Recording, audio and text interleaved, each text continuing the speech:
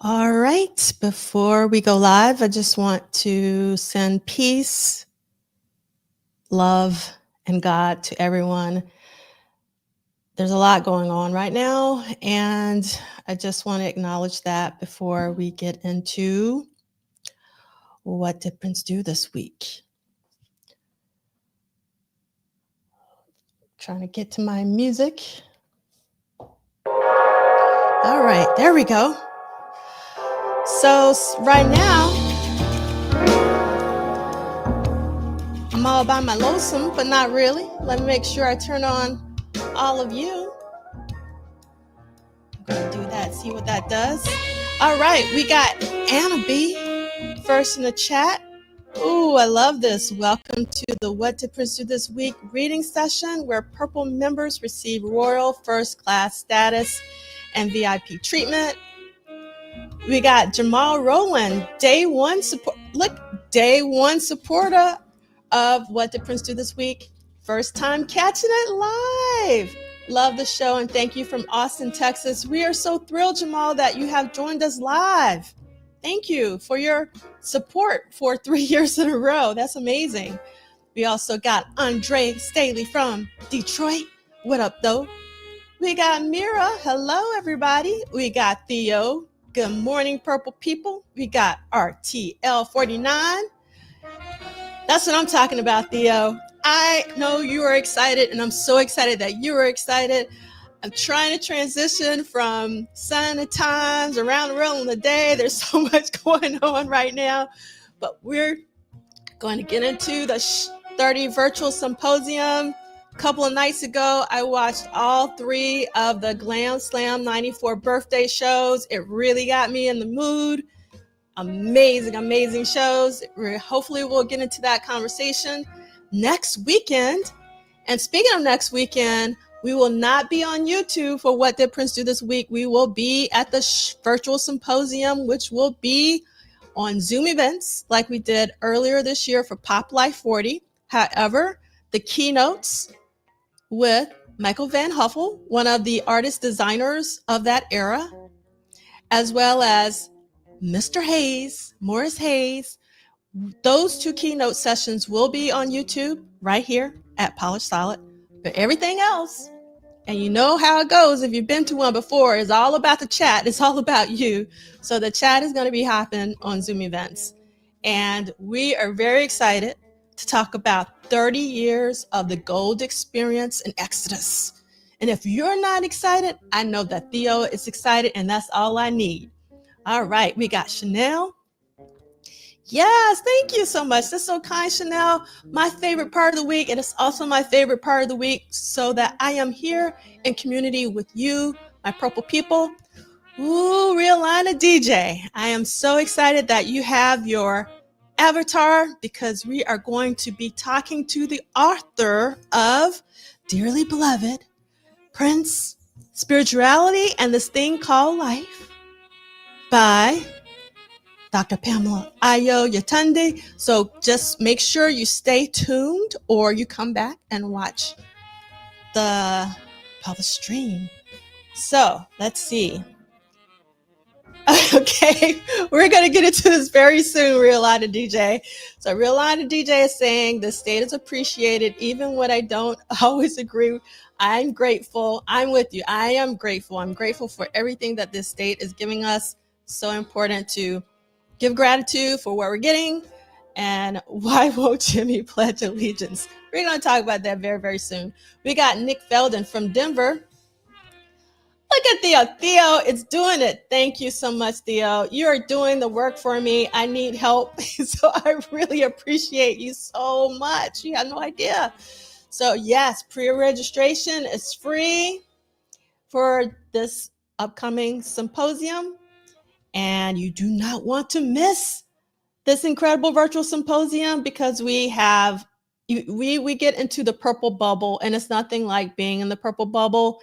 And if you've experienced the purple bubble, like where you're just immersed in Prince and you're in a different world, the purple world, for hours and hours upon end, it is a beautiful thing. So thank you so much, Theo. And we got EA from San Francisco. We got Ronald Dagley Jr. We got Lady Cab Driver from DC. And we got Lisa Williams from H-Town. We got Blade Brown, my alliterative brother. We have my timekeeper. I think I might be okay with time this week. We're gonna see. We got Divas for Social Justice. Oh, are you back from Greece? Did you make it home? Okay and safe. And then we got Sister Charles from H-Town. Hope everyone is staying positive. Thank you so much, Sister Charles. We really need to stay vigilant about positivity. Yes, it's so important right now. Audria, hello everyone. We got Karan Jones. And actually, speaking of Karan, let me pull up these amazing photos after I introduce you to week 37 of What Did Prince Do This Week. But Karan sent in, I'm going to say, one of the best images I've seen from this roll call because Karan is so fly.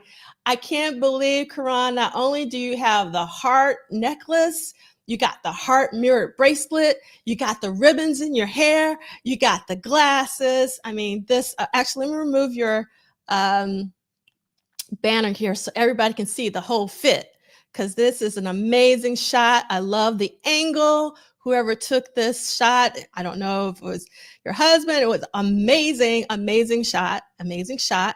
And then you can see, love this as well. So I really appreciate you sending these in. They really made my day. Oh, and I think I'm missing the peace sign. I think I even see a peace sign over here. So I think, Karan, you really did it up for Sign of Times Live.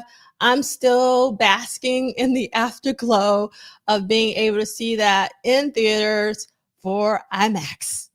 All right. So, okay. Oh, I'm so happy to hear, Purple Cat Confetti, that you're no longer in a dark space because your mold is gone. That is a huge, huge, huge, huge relief, I'm sure. And it's because your safety is first and foremost, and mold is no joke. So I'm so happy to hear that that is no longer the case.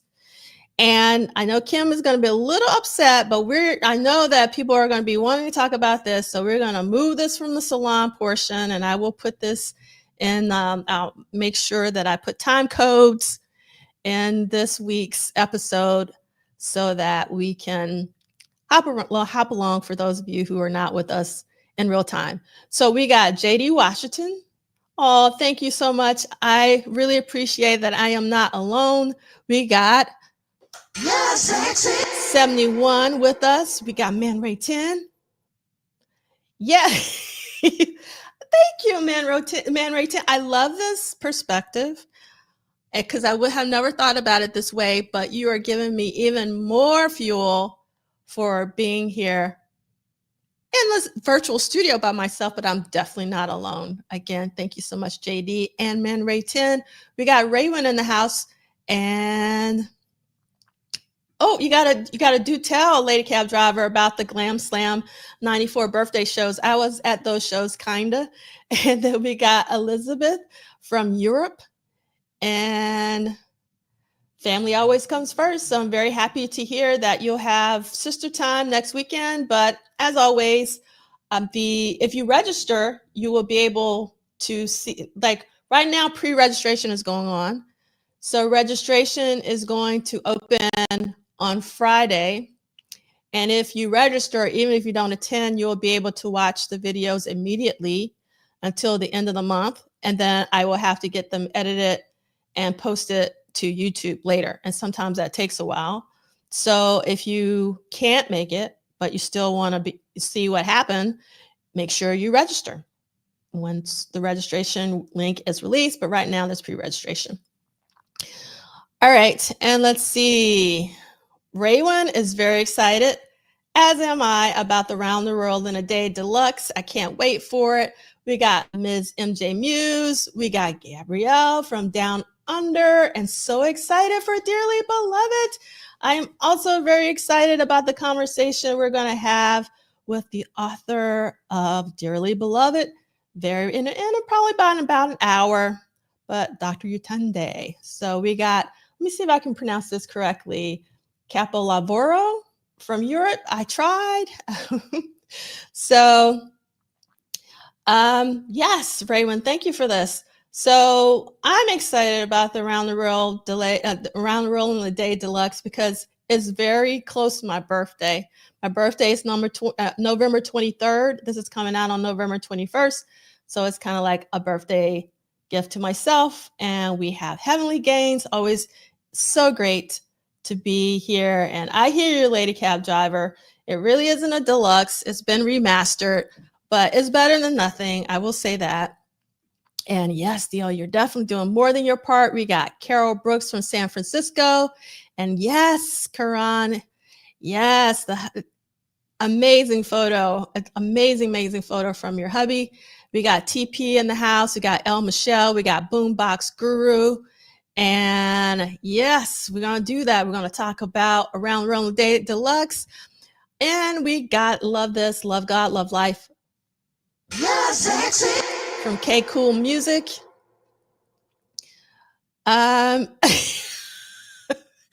Okay. And then we got Melvin the Rush the Second. And yes, Night Child did a fantastic review. I actually have that first in the accompanying playlist. So if you go to my YouTube channel, go all the way to the bottom to the playlist for this week, which is week 37 of 1985, you will be able to see Night Child's review of Around the World in a Day Deluxe. And let's see. So, yes, Prince broadcasted the show live from Glam Slam Miami to both Glam Slam LA and Minneapolis. Yes, I was at Minneapolis watching the shows live. Amazing, Lady Cab Driver. I can't imagine what that was like in real time because seeing it now, 30 years later, it was incredible. So I just know the energy in those spaces at the Glam Slams. It was tri-coastal, as Prince said. And I'm curious, I wonder if anyone's done something like that since then. Obviously, there are pay-per-view broadcasts, all over the world. But at the time, that was actually pretty incredible. 1995 being tri-coastal with the video, and the technology wasn't where it is today. I can't even imagine. So we got Mooches 26, and I'm always happy to have Mooches 26 join us live because I always get to see Vanity. I love that. Oh, wow. Raywin's mom's birthday is the same as mine. I really appreciate it. And the Boombox Guru is looking forward to hearing Around the World in a Day remastered. Okay, we're getting into it. Love sexy. Yeah, sexy. I'm getting all tongue twisted today. Let me just slow down. I think that sometimes I get a little ahead of myself because I don't want to disappoint Kim and the timekeeping. But we're going to slow down today just because you'll see Prince didn't do that much this week, and we have a lot of other stuff to talk about. So I can kind of let me calm down a little bit. Okay. So Love Sexy 71 says, sort of disappointed with the deluxe release of Around the World in a Day because it didn't have any outtakes or extras, but I ordered it anyway, along with some of the shirts. Still supporting nonetheless. I love this, Love Sexy 71. I think it's really important that we continue to support Prince and the Prince estate because if we don't, especially when it comes to music, anytime that they release music, we have to vote with our dollars if we're able to, just so we can let the world know that Prince is still very, very important. And also Around the World in a Day is just as important as any other release, in my personal opinion. So while I am disappointed that there weren't any extras, but it's a really interesting era. And actually, that's one of the things that I loved about the Night Child review is he talks about that, like the era and all of that. Okay, Eric, I'm going to do it just for you. Yeah, sexy. I love the Love Sexy button, as you know. Okay, Lady Cab Driver, this is what I'm talking about. So of everything that is being released, I am the most excited about the marble. That marble looks stunning. It looks beautiful. I can't wait to get my hands on this marble vinyl. And I know some of you are like, is marble vinyl. But if you are a collector of vinyl, you'll understand how like this is like, yes, this is amazing. This marble vinyl. So I'm all about the marble vinyl.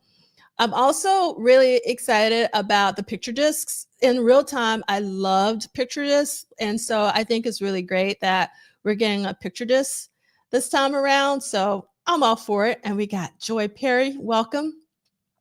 Yes, yes, I'm sure it was electric. I love that. Yes, electric being inside his club was incredible. I can't even imagine. In Minneapolis, amazing, amazing. Yes, we hope to see these at the Minneapolis airport with the store at the terminal. That's what I'm talking about. Let's see. And then, okay. And so Eric is saying, on our Around the Rolling Day Deluxe, but I'm glad I don't have to spend the money.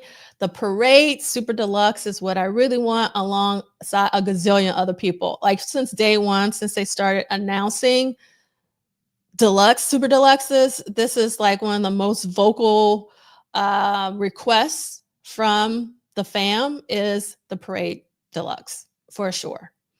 And let's see what Melvin Rush is saying about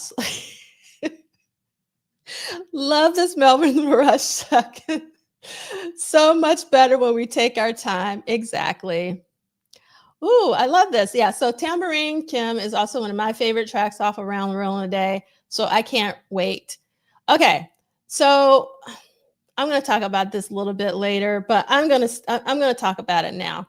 So I was excited, to get the email. We're going to get Around the Rolling Day Deluxe. So before I hit the button, I was like, I wonder what it could be. And then whoever is in charge of the Doors estate, I don't know what they do, but they like, if you're a Doors fan, you're getting something all the time. And as soon as I saw that message about the Around the Rolling Day Deluxe, what did I get? I got a message from the Doors, and they are releasing the Doors' first 6 albums in Atmos for $80. And I was like, oh my God, that's so incredible. Why wouldn't Around the Rolling Day be in Atmos? Because I know that's been a really real push. And then it would have been like extraordinary to hear Around the Rolling Day mix in Atmos. So I hope that eventually that maybe we get that too, because something similar kind of happened with Diamonds and Pearls, where we got the box set or the release first, and then eventually we got the Atmos version. So I'm hoping that we get an Atmos version of Around the Rolling Day, because I just think Around the Rolling Day would be an incredible record to hear in Atmos because of all the little things that are going on in the mix and things of that nature. So Raywin is with me in terms of liking the picture disc. Let's see. Blake Brown is saying, just hoping they're considering leasing or at the very least uploading some full-length rehearsal footage from each album's era in the future. I'm with you, Blake Brown. Live is where it's at. Rehearsals, the sound checks, that's where I live. So I'm with you. And JD is saying, shockingly, I got notification that some of my Around the Rolling Day items shipped today. Interesting. Okay. And Nick Felden said Around the Rolling Day would be my first purchase and will buy the 2 CD deluxe version. I actually, I love just the way that they're treating the CDs, like that they look pretty, and they have the design of that era. So I really like the way this looks. So I'm curious to see what that looks like. Yes, Theo, me and you both. Wish we could have gone to Glam Slam. I'm telling you, Glam Slam today.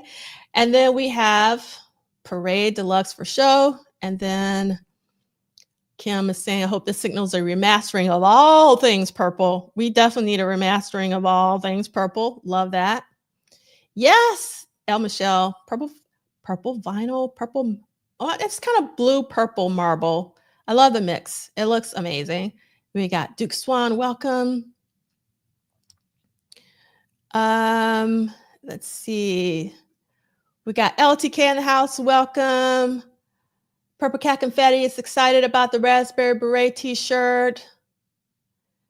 And yes, Raywin, for those of you who don't know, because we might have some newbies in the house, Around the World in a Day was released in 1985, which is actually connected to the year we are talking about on What Did Prince Do This Week, because we are reading Duane Tudahl's book, Prince and the Parade and Sign of the Times Era Studio Sessions, 1985 and 1986. So we are still connected to our theme of the year. And we have Baby Love from Alabama, my fellow Alabamian. Thank you so much for being here. And yes, somebody else, love, love, love, love. Gabrielle loves the rehearsals live. Oh, yes, yes. Oh, so Chanel, I don't even look at Bowie's, the releases from Bowie, because they also release a lot of stuff. And I'm a Bowie fan.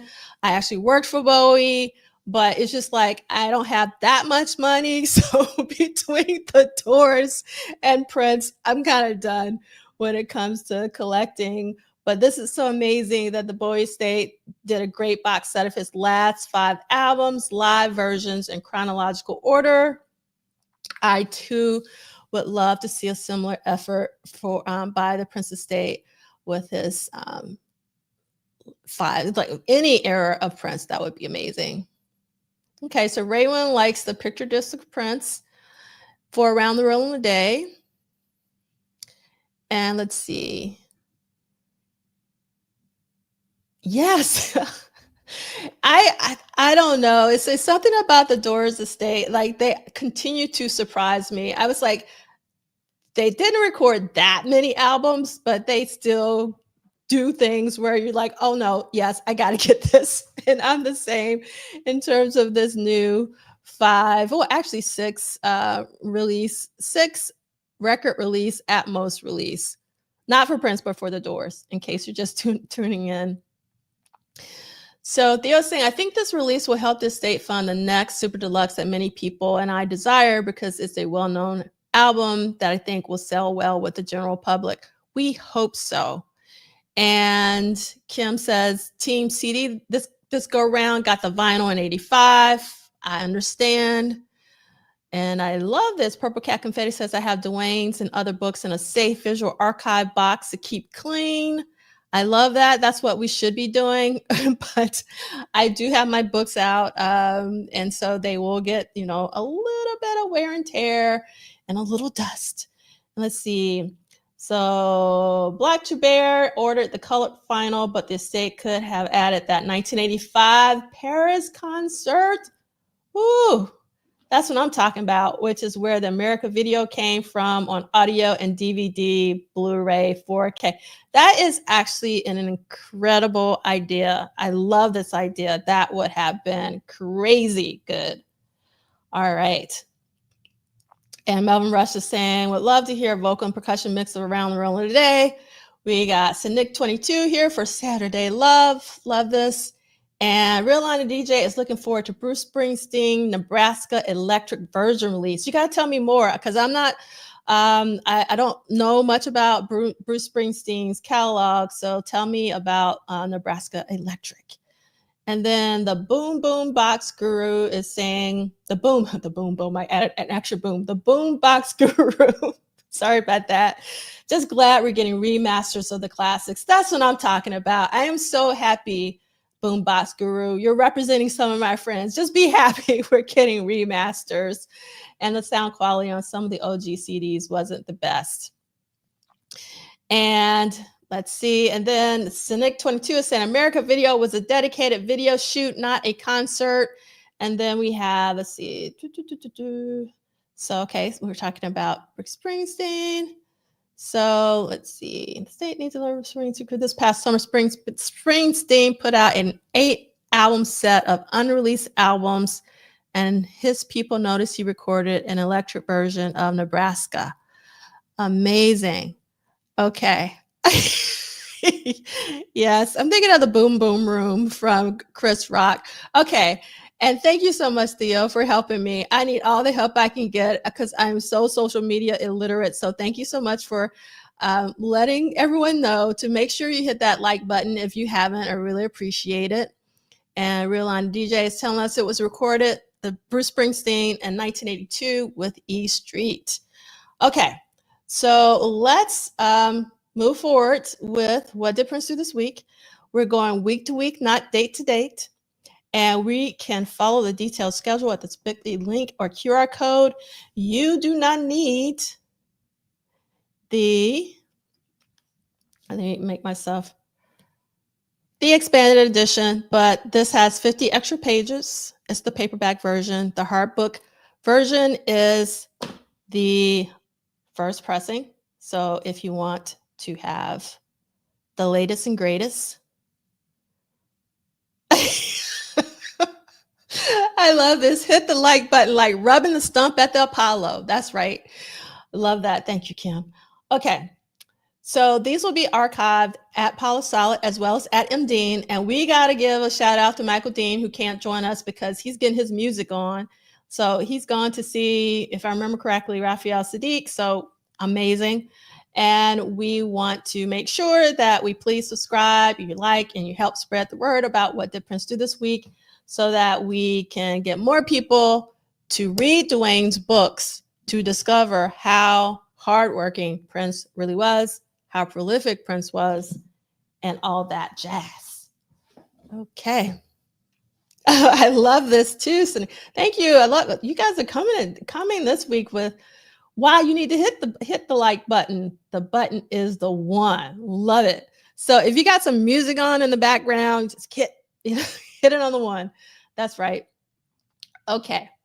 This is our hashtag, WDPDTW, for why did Prince do, why? I was going to say, why did Prince dance this weird? Or why do people dance this weird? Or why does Prince dazzle this way? I think was one that Theo offered a long time ago.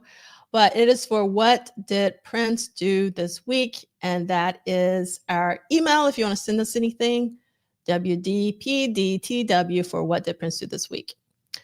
And the estate of Prince Rogers Nelson is not affiliated, associated, or connected with the What Did Prince Do This Week book club series. This is an independent endeavor.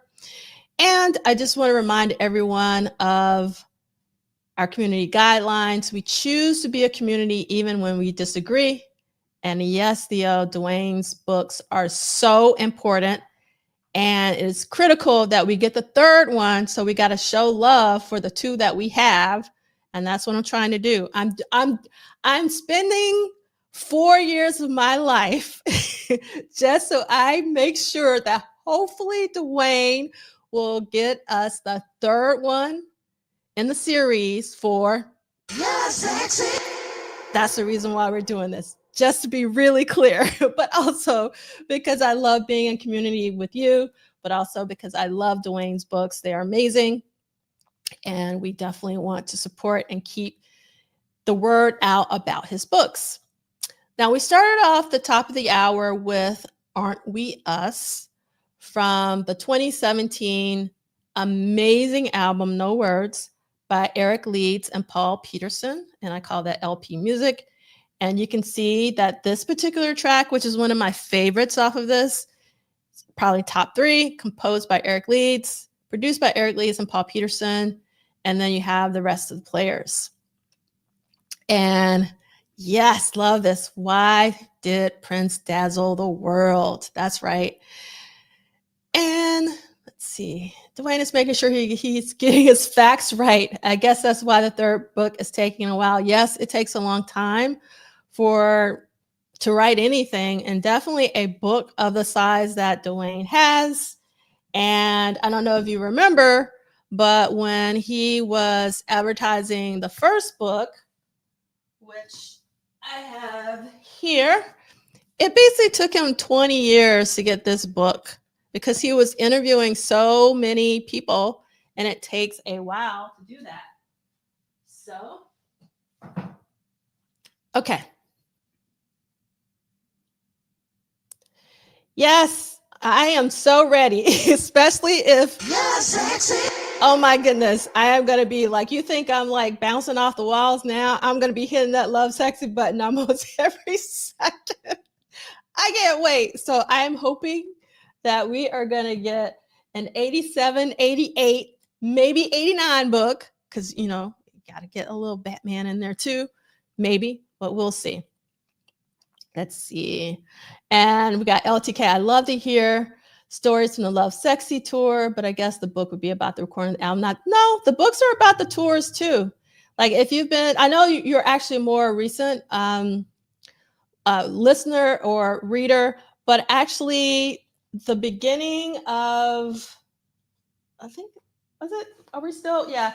Beginning of this year, we were still on tour and we were talking about the tours almost daily. And then obviously at the end of last year, there was a lot of tour stuff. So there's always a lot of tour stuff. Love this. Thank you so much for, I need some hydration. All right. Okay.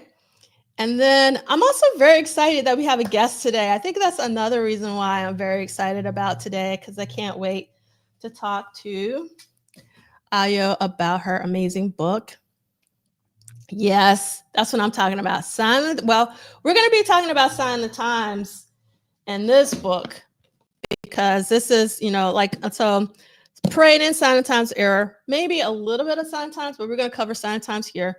But Love Sexy and Black Album, and hopefully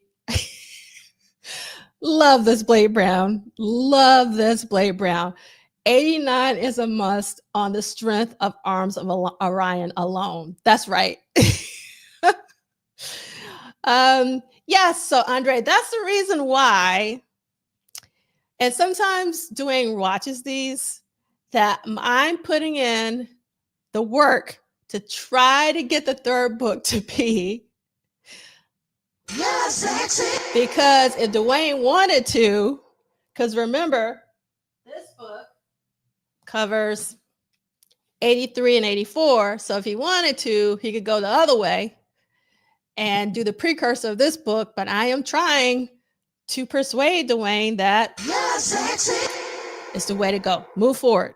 So that's what we're going to try. And then we do hope for that to be the fourth book. Yes. Because I want this too. Because Controversy is actually my favorite album. But that's just me. Oh, thank you so much. It's just, I don't even know where I got this shirt, but I've been wearing it a lot lately just to keep my spirits up. And it literally says, Prince music saved me, because it did. So I'm trying to keep my focus on positivity and positive things. And so I've been wearing this a lot, but I can't remember where I got it from. And yes, all the Arms of Orion people, raise your hands. That's right. Oh no. Yes. So this is actually important for everyone, Purple Cat Confetti. So Purple Cat Confetti is urging us to take care of our physical archives, because mold can damage paper, and paper in particular can be very fragile. So thank you so much. That's so important. Yes, for sure. We are going to drain the batteries out. And yes, obviously we have Teams of Orion. Well, I mean, so he is, but he's done so much research that he could, if he wanted to, pivot. So it's, nothing's ever guaranteed. So just, that's the reason why we gotta keep being vocal about how important is. All right. Let's see. Oh, 89 would be a book alone with not only, I understand. Yes. But the thing is, it takes so long for Duane to write these books because of the meticulous fact checking that we talked about earlier, getting the facts right and all that, I don't know how many more books he can write, because they take a lot of time. So he needs to be very selective on like the third and hopefully a fourth book. But I totally understand. Yes, 89 could be a book alone, with not only the recording of the Batman album, the Batman set, doing the Graffiti Bridge soundtrack movie, plus the Saturday Night Live performance on the 25th anniversary, for sure. Let's see. Yes, that's what I'm talking about. Team Love Sexy Forever. And then let's see. Also, rehearsal for the Nice 85 show has a killer bar band version of Temptation. Okay, So let's keep it moving. Week 37, episode number 140. We've been doing this for 140 weeks straight. And this week, Prince didn't write any songs and he didn't do any studio sessions, which is super rare for Prince. But there was a studio session with Peggy McCreary for edits for Screams of Passion on Monday. And then a very important interview with Prince, like one of the most important, from Rolling Stone magazine, Prince Talks, is released on Thursday, on the 12th. So because we don't have a lot to read today, I'm going to read a little bit from the Rolling Stone magazine, especially for those of you who may not have lived it in real time. And I love this. You're absolutely right, Kim. Prince is making a movie this week. And for those of you who may not know what that movie is, it is Under the Cherry Moon. Prince is in the south of France, filming his second narrative film after Purple Rain. And it's my favorite Prince film. So I'm very excited. So, let's see. All right. So on, again, Monday, Screams of Passion. And this is actually the work order from Sunset Sound. And in Duane's book, it says Monday, September 9th, 1985, The Screams of Passion, insert edits, Sunset Sound, Studio 3, 7 p.m. to 8:30 p.m.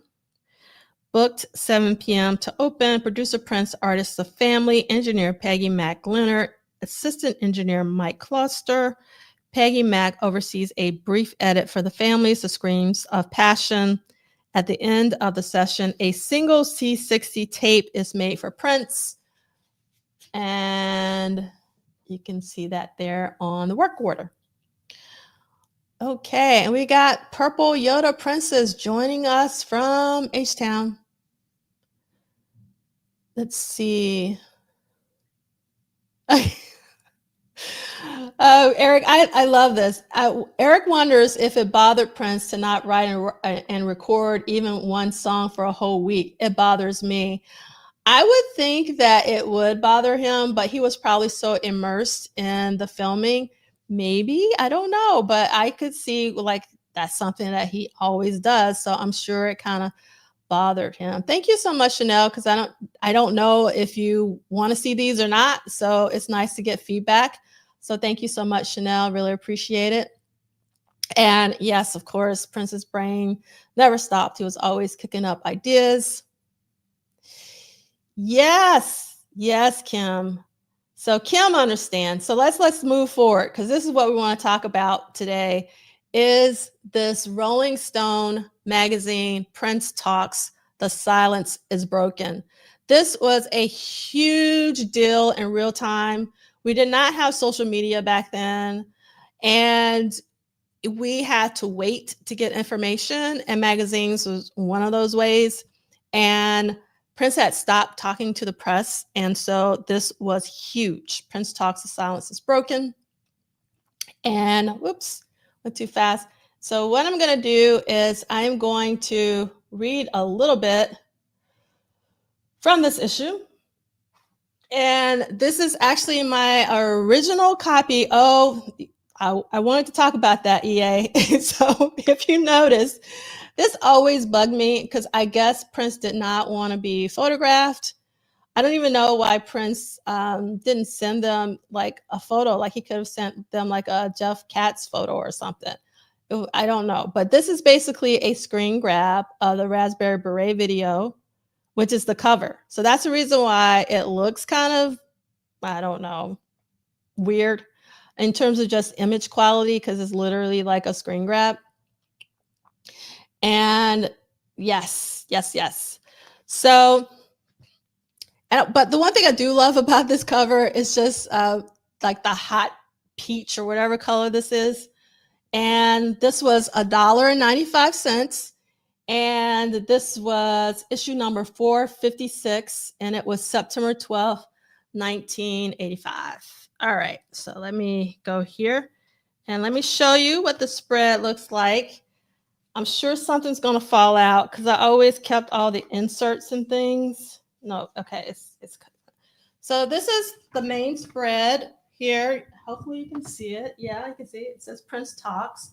And then you have like another image of Prince from the TV screen. Okay, so I'm not going to read all of it because it's quite long. And this is by Neil Carlin. The interview was done and the article was written by Neil Carlin, who also wrote a book about Prince called This Thing Called Life. All right, so John Nelson turned 69 today. And all the semi-retired piano man wants for his birthday is to shoot some pool with his firstborn son. He's really handy with a cue, says Prince, laughing as he threads his old white T-bird through his old black neighborhood toward his old man's house. He's so cool. This is Prince talking. The man knows what time it is. Hard time is how life has traditionally been clocked in North Minneapolis. This is the place time forgot 12 years ago when the magazine's cover trumpeted the good life in Minnesota. I wonder if that has anything to do with the Good Life song that we're going to be talking about from Exodus, but okay. Alongside a picture of Governor Wendell Anderson holding up a walleye. Though tame and middle class by Watts and Roxbury standards, the North Side offers some of the few mean streets in town. The old sights bring out more Babbitt than badass in Prince as he leads a leisurely tour down the main streets of his inner city, Gopher Prairie.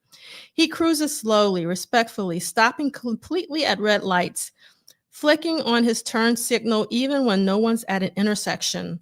Gone is the wary kung fu grasshopper voice with which Prince whispers when meeting strangers or accepting Academy Awards.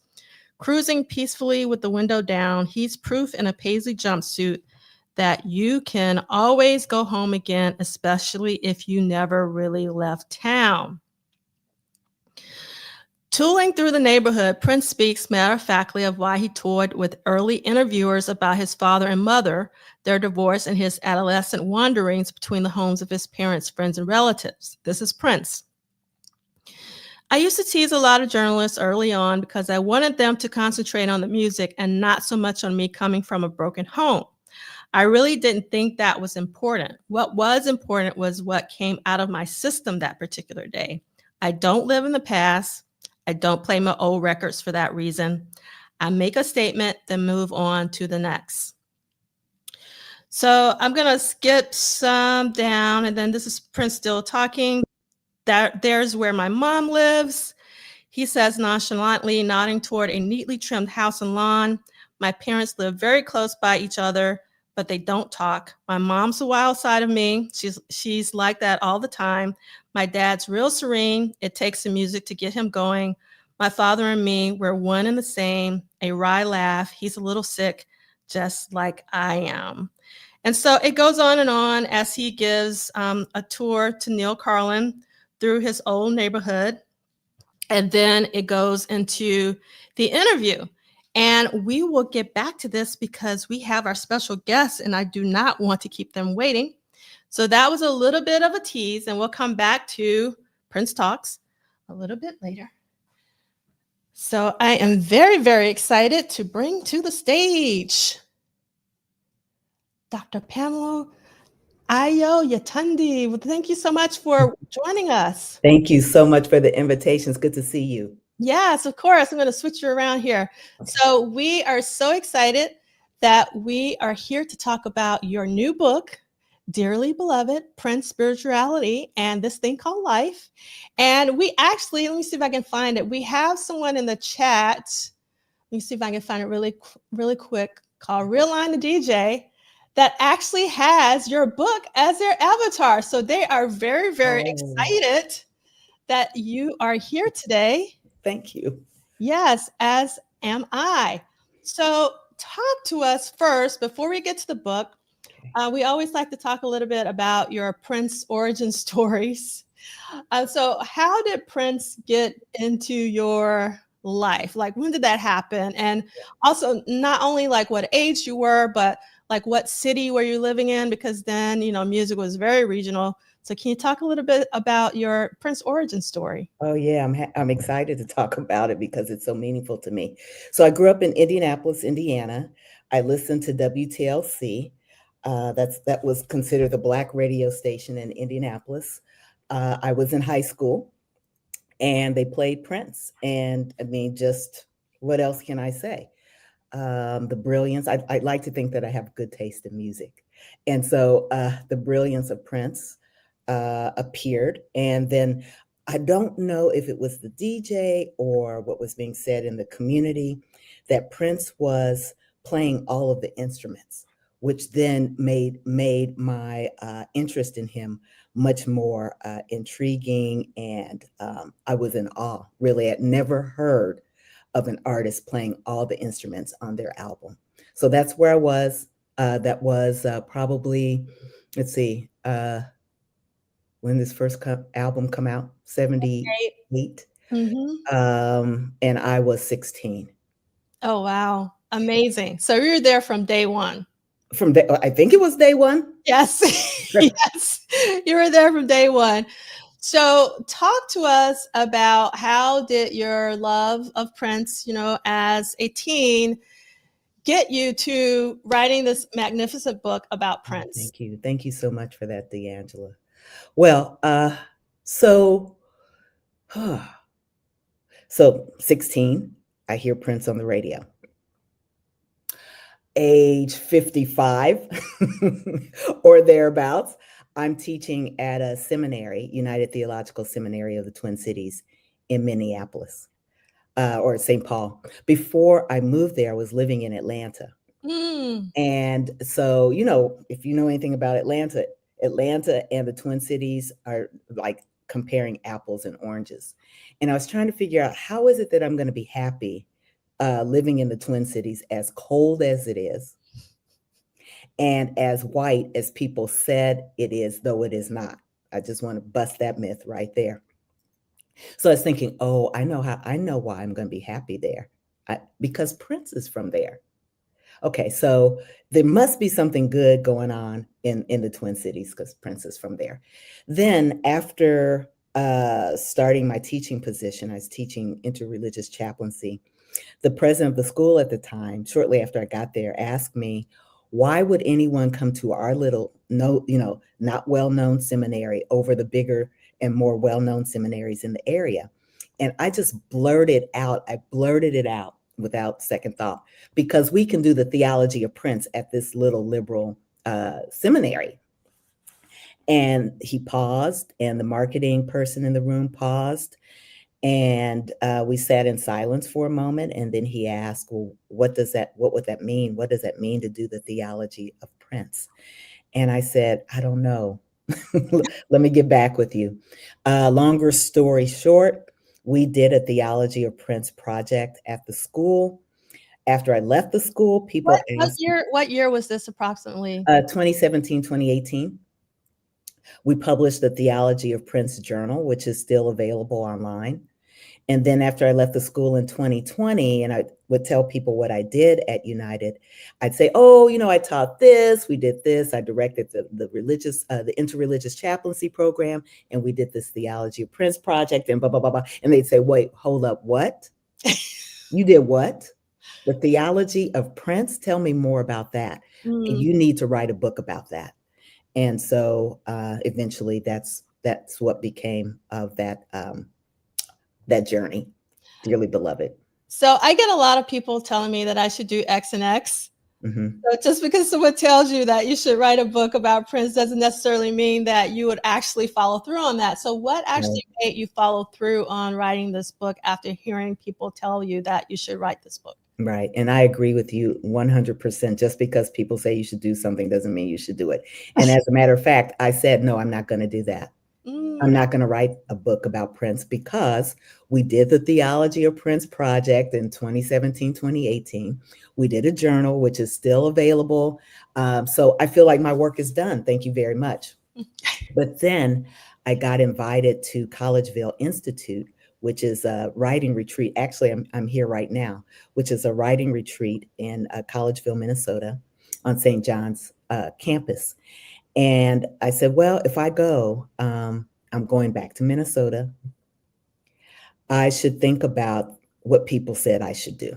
So I took all of my Prince paraphernalia, my Prince candles, bobbleheads, CD covers, all of that, my books, and I said, I will ask, through listening to Prince day in and day out, from first thing in the morning to the last thing in the evening, is there anything else that I feel that I need to say about Prince and his theology that I didn't already say, that hasn't already been said, that could only be said by someone who's taught chaplaincy and pastoral counseling. And so then after that period of time, I said, yeah, maybe there's something else. I put it in a book proposal. And then I asked myself, what would Prince want me to say and want me to do with this book proposal? And I said, I never met Prince. I never talked to Prince, but I think he would want me to submit it to a Minnesota publisher because he loved Minnesota so much. And so I did that. That's Broadleaf Books. And so, yeah, that's why I decided to write something that I initially said I did not want to write. Now, I'm really happy that you brought up the publisher. And I didn't know that Broadleaf was actually based in Minnesota. But as you know, there are a lot of Prince books out there. Yes. And I love your book because the pages feel so good. I know this sounds silly, but as an avid reader, like sometimes there's something about the paper stock, or maybe the font is too small, or it's just like, I love the way that it feels. I actually love the color of the pages. They're not white. They're like an off-white ivory kind of color. And the type isn't too small. And I love the margins. It's just like, I was like, this publisher was really on point and is really dedicated to readers, because like sometimes you get books and like you can't even like, and I love that you can almost lay it flat almost too. Because like some books are really hard to read because like they kind of like in the middle, they kind of buckle and all of that. So how did you settle on the title of Dearly Beloved, and were there alternates before deciding on this? Can you share? Yeah. So I will give your feedback to the publisher, because I even questioned whether, why hardback? A lot of people don't buy hardback books. They're more expensive and so on. And they said, well, we think that this book is something that people will want to keep. So I'm like, from your lips to God's ears, may that be so. Yeah. I'm sorry. I'm glad you said that, because I love also just the rain. It looks like rain to me. That's the point. Of the hardcover, and it's really beautiful just without the sleeve that you get with the book. This is like really beautiful. And also this really stands out on a bookshelf, Dearly Beloved, with just the contrast. So I think they did an amazing job with all of the design choices that were made for your book. Thank you. I will let them know that. Now the title. I was convinced of my original title. I thought my original title really speaks to Prince. And I still think that, but whether it's marketable or not is another matter. So the original the title that I proposed was The Preacher in the Boudoir. Right? I like that. Yeah, right? Yeah. I did too. I still do. But they said, but isn't Dearly Beloved more evocative? And I said, yeah, it is. I don't know if it's more evocative. I think that your title is more evocative, but I do think that this title will definitely give you current Prince fans, as well as people who aren't really huge fans, but that everybody knows Dearly Beloved. Right. We're gathered, so I think it gives you more recognition. And I think probably more people a broader swath of people would pick this book up just based off of Dearly Beloved. But I do think that your title is more your original title was more provocative. Mm-mm. Yeah, thank you. Yeah, for sure. Yes, I love this from Kim. Kim says that original title sounds scandalous. Right. And wasn't he? Yes, exactly. Yes. Yes, I think that Prince would have liked that original title personally. I really love that. So now you cover a lot in this book, and there's so many songs. You know, I'm going to go back. So this morning, prepping for your visit, you were on a Chicago TV station. You did an interview, and I watched that interview, and one of the anchors was a little bit annoying me because they just could not believe that Prince was spiritual. Mm-hmm. And I was like, he obviously hasn't listened to Prince's music, Mm-hmm. or he wouldn't be so amazed. So how do you have those kinds of and you were very calm, like you just, like went along. I don't have a poker face sometimes, so I don't think I could have done what you did in that regard. So how do you talk to people who think that Prince is just about sex, that he wasn't Mm-hmm. spiritual? How do you engage with those people? Yeah, I think for me, maybe the difference between you and me in this regard is that I've had a lot of practice talking about Prince's theology, Prince as a theologian. Look at Prince's music. So starting in 2017, right? Even when I blurted out, because we can do the theology of Prince. So for what, 8 years I've been talking about it. So it's practice. I expect that people will not understand initially, and so I'm patient in that regard. And but almost always everyone is intrigued. Yes, yes.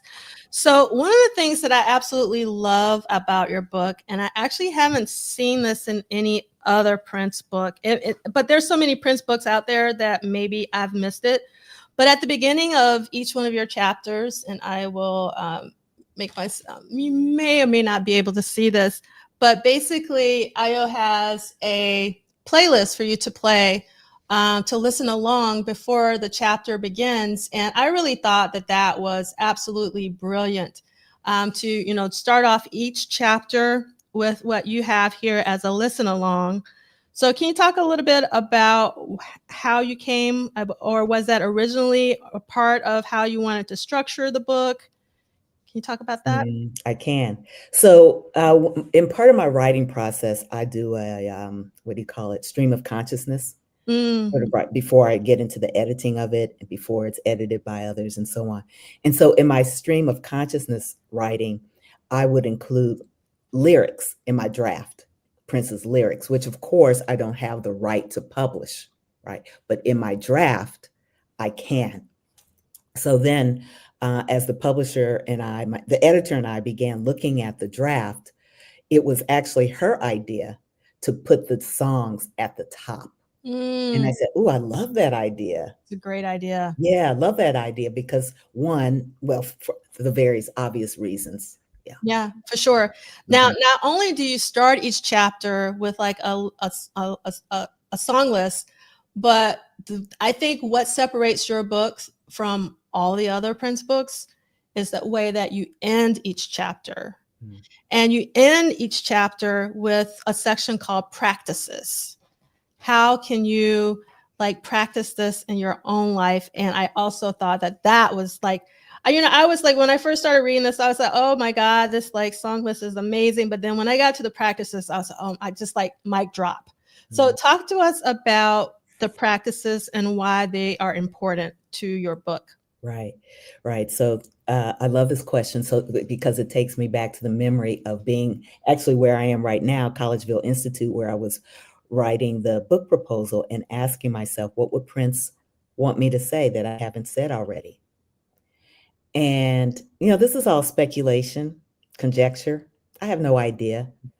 But I do truly believe, having examined his lyrics, the ones that I know about, that he was serious about religion. He was serious about living an ethical life. He was serious about justice making. He was serious about anti-racism, serious about these things. And so, since he firmly believed, according to my reading, that we have a choice before us, we can choose to live in paradise forever, or we can choose to live a life of hell forever. For readers who are interested in that choice and interested in transformation and changing their lives, as a practical theologian who focuses on practices, let's take Prince very seriously. Let's take his music very seriously. Let's take his mission very seriously, and put those thoughts, those values, that concern into thought and behavior, to live in such a way that whether you believe in any of this, you have a chance of improving your life and the lives around you by engaging in these practices. Thank you for that. With Prince as a guide. Yes, yes, I love that. That is so incredible. Now, talk to us about how did you choose the songs? Because, you know, Prince had pretty much a 40-year career and lots of songs. I mean, thousands of songs that you could have chosen for this particular book. So how did you go about choosing the songs that you would concentrate on? Mm-hmm. Yeah. So at the time I wrote it. So, you know, books come out usually 2 years or longer after you submit your final draft. I just went through the songs that I had access to at the time. And so I grew up in the United Methodist Church. And so I have that exposure to United Methodist Protestant theology practices, teachings, and so on. I've also attended Quaker meetings, Lutheran Church, Episcopal Church, and as a Buddhist practitioner, I'm also familiar with, somewhat familiar with Hindu teachings, and that's why I could resonate with the Kama Sutra in his work. So I just listened to those songs and had already done that in 2017, 2018 with the Theology of Prince project, but then I listened to them again. I don't know how many times I've listened to these songs. And then each time I pick up something that maybe I didn't get the first time. And I'm thinking, if I'm listening this closely and still picking up on new stuff, I bet you there are people who this art has just gone right over their heads. So I decided to choose songs that have the very obvious religious themes and some that are not obvious, and also songs that have strong vulgar tendencies as well, because I think that is all part of the body of work of Prince. For sure, for sure. Yeah. Now, usually when you're writing a book, and I hear from most authors that usually the editing process is where the book is really made. So like in terms of editing this book, did you like take out chapters? Did you remove songs for any particular reason? I'm just curious, like what was your process like? And also how long did it take you to actually, go from submitting the proposal to, turning in your final draft to your publisher? Right. No song is off limits. And so I put the warning at the beginning of the book. Explicitly spiritual and explicitly sexual. In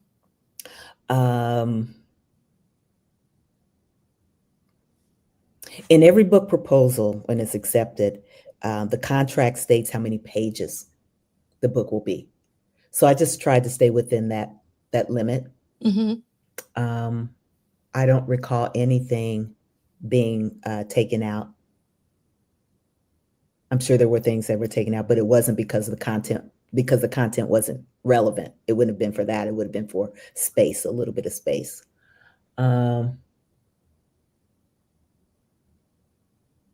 Yeah, I think you had a follow-up question too. Now I don't remember.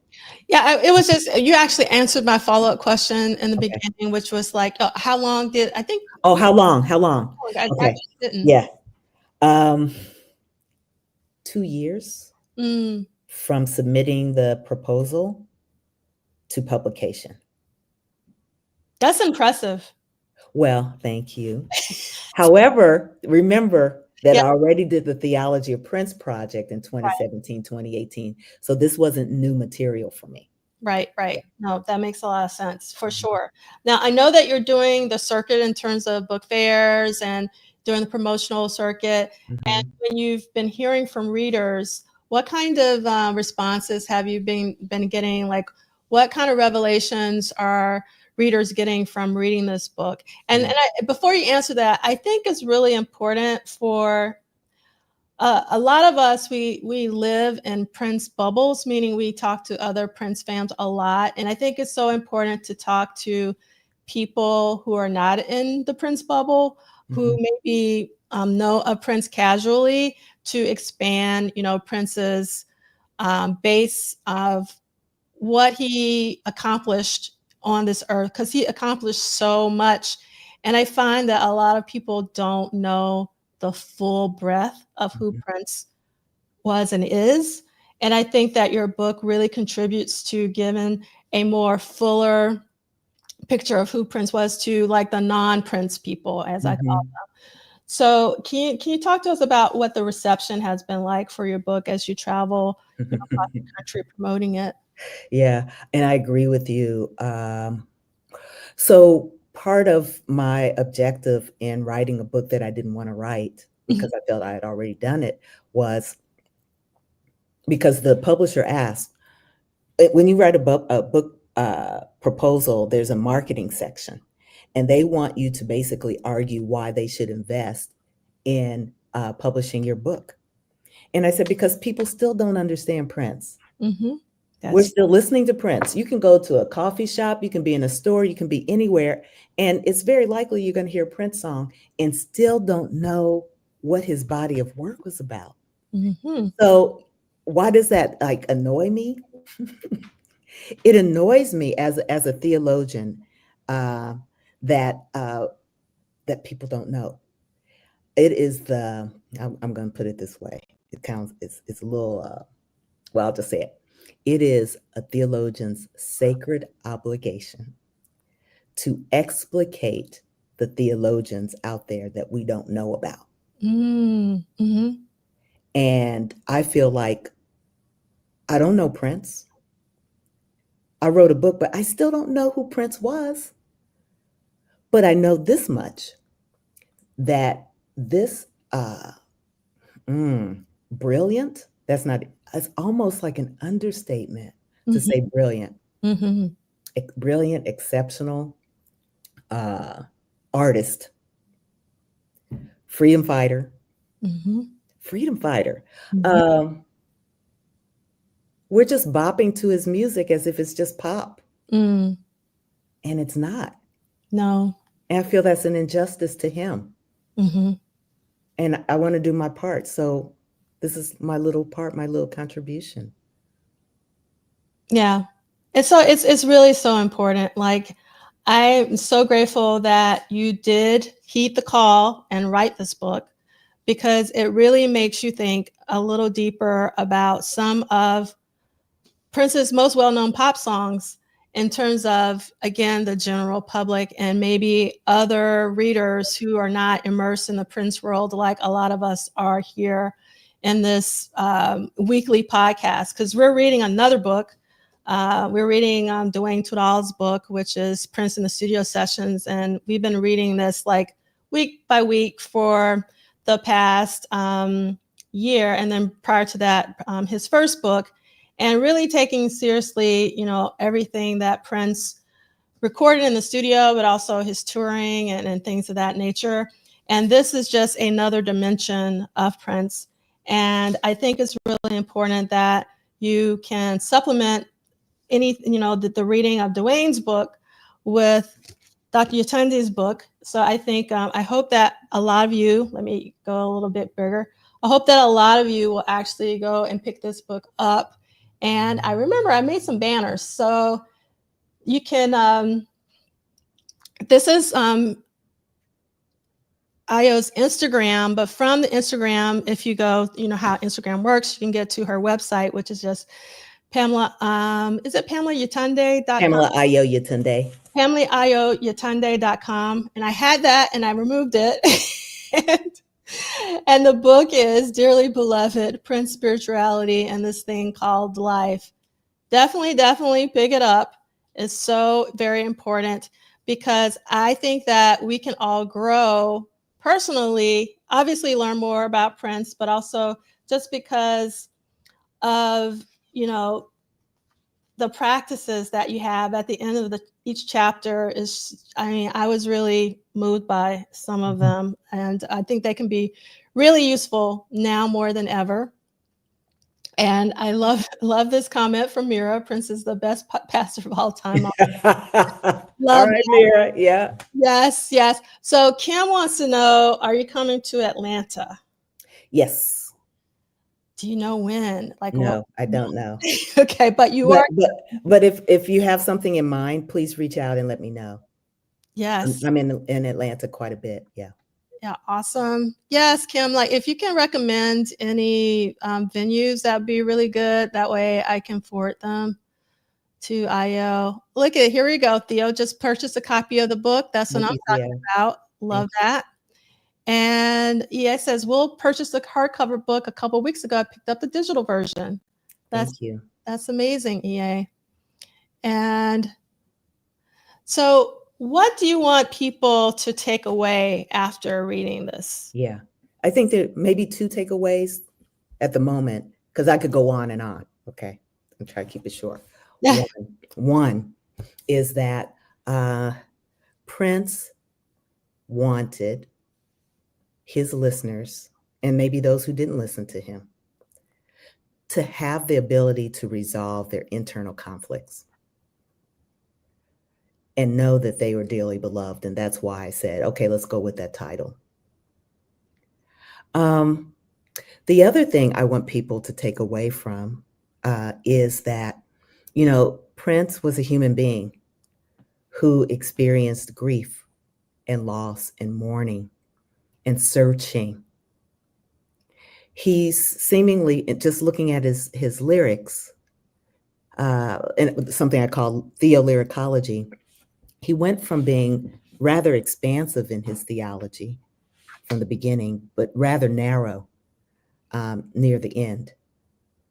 And so I want to leave you all thinking about your own grief and your own losses and mourning, and the ways that you reach out for stability and healing, and to reflect on, you know, whether you're going from expansiveness to narrowness, back and forth, but just to pay attention to what's going on, because it will also impact your relationships as well.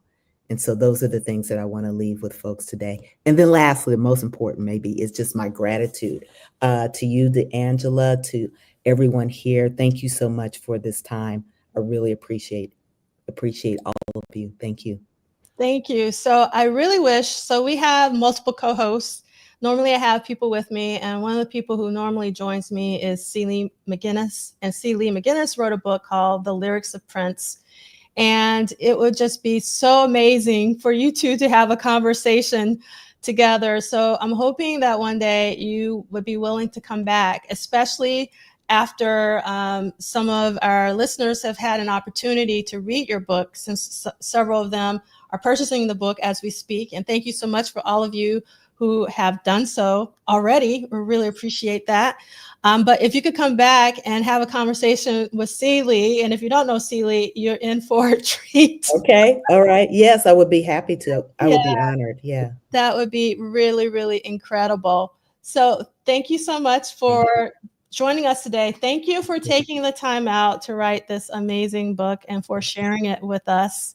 And we'll love to have you back whenever your schedule permits and when Celie's schedule also aligns. Thank you. All right. Take care, everybody. Be safe. Yeah. Bye.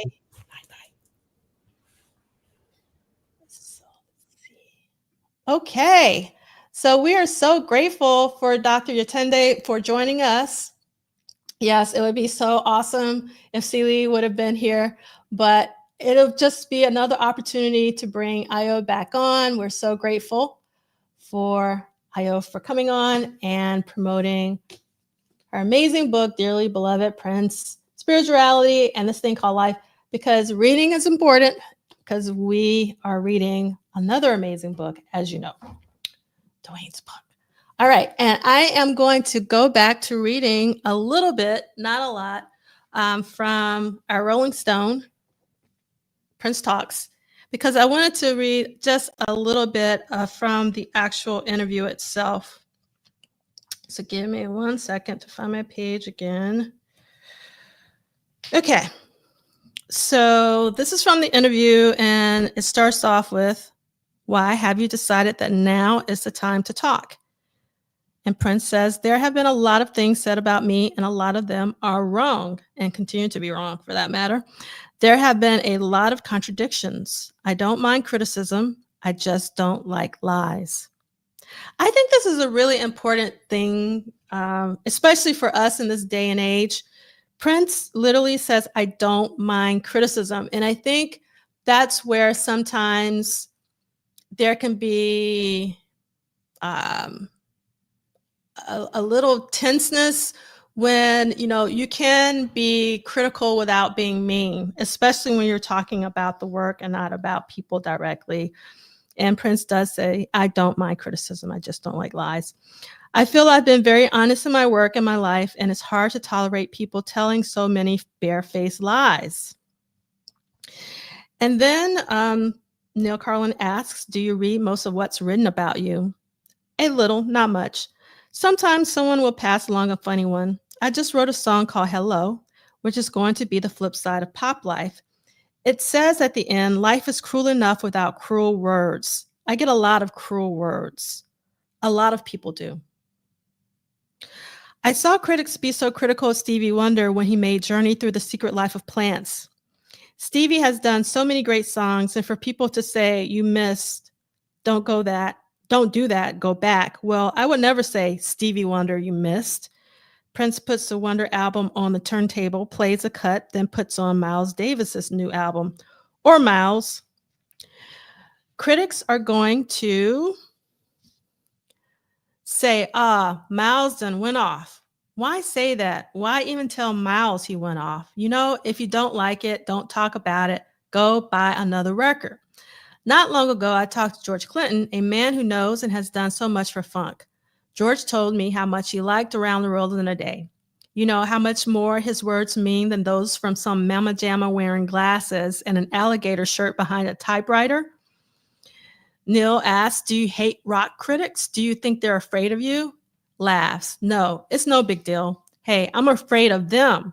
One time early in my career, I got into a fight with a New Yorker writer, this little skinny cat, a real sidewinder. He said, 'I'll tell you a secret, Prince. Writers write for other writers, and a lot of time it's more fun to be nasty.' I just looked at him, but when I really thought about it and put myself in his shoes, I realized that's what he had to do. I could see his point. They can do whatever they want, and me too. I can paint whatever picture I want with my albums, and I try to instill that in every act I've ever worked with." What picture were you painting with Around the World in a Day? I've heard some people say I'm not talking about anything on this record. And what a lot of other people get wrong about the record is that I'm not trying to be this great visionary wizard. Paisley Park is in everybody's heart. It's just not something that I have the keys to. I was trying to say something about looking inside oneself to find perfection. Perfection is in everyone. Nobody's perfect, but they can be. We may never reach that, but it's better to strive than not. And then Neil Carlin says, "Sounds religious." As far as that goes, let me tell you a story about Wendy. We had to fly somewhere at the beginning of the tour, and Wendy is deathly afraid of flying. She got on the plane and really freaked. I was scared for her. I tried to calm her down with jokes, but it didn't work.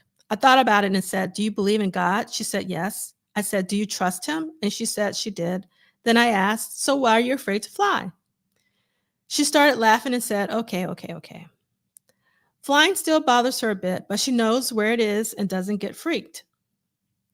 It's just so nice to know there's someone in someplace else. And if we're wrong and I'm wrong and there is nothing, then big deal. But the whole life I just spent, I at least had some reason to spend it. Then Neil asks, when you talk about God, which God are you talking about? The Christian God, Jewish, Buddhist? Is there any God in particular you have in mind? Yes, very much so. A while back, I had an experience that changed me and made me think differently about how and what I wrote and how I acted toward people. I'm going to make a film about it. Not the next one, but the one after that. This is a really key thing that Prince said. Again, I'm going to reread that just so you can realize what he's saying. I had an experience that changed me and made me think differently about how and what I wrote and how I acted toward people. I'm going to make a film about it. Not the next one, which would be On the Cherry Moon, but the one after that.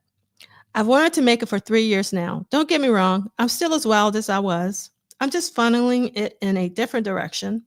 And now I analyze things so much that sometimes I can't shut my brain off, and it hurts. That's what that movie will be about.